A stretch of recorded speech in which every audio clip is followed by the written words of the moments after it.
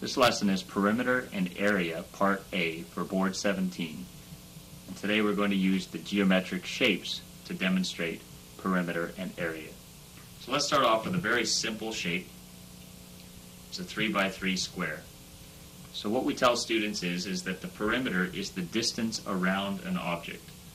So here we can see that the distance from here to here is 1 unit. Now there are no units given here, so we'll just call it units. But make sure that when you're calculating area and perimeter of any other distance or shape, that you actually use your units. So in this case, we have 1, 2, 3, 4, 5, 6, 7, 8, 9, 10, 11, 12.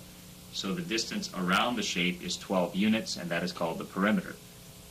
Now, if we want to calculate area, there is a formula for the area of a square, and that's length times width, or just the length squared, which would be 3 times 3.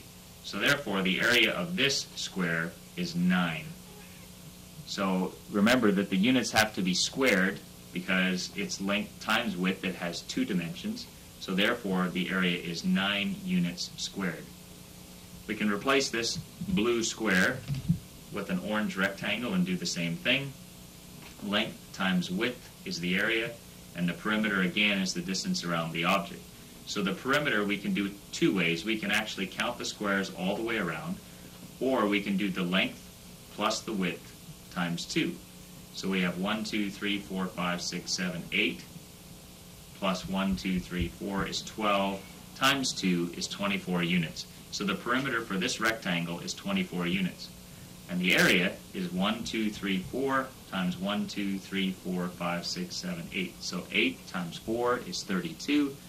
So the area is 32 units squared. Now, as a side note, you can see through each of these shapes.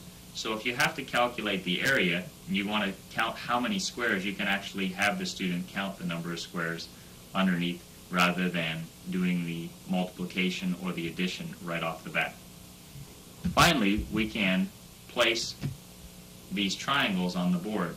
Now notice that these triangles work in this direction, but if we turn them sideways, they don't necessarily work because the angled lines are not the same length as the vertical and horizontal lines, because this line here is not the same as these 2 lines. That's called the hypotenuse.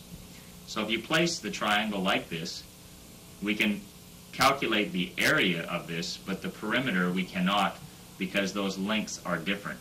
So the area of a triangle is base times height divided by 2. So we calculate the base as 1, 2, 3, 4, 5, 6. 6 times 3 divided by 2 is 9. So the area is 9 square units. And if you look underneath the triangle, you can see that each of these has so many triangles. You have 1, 2, 3, 4, 5, 6. So that makes up 3 full squares. And then we have 6 squares that are completely covered, so that's 9 total. So this is how you use board number 17 to calculate perimeter and area using the geometric shapes.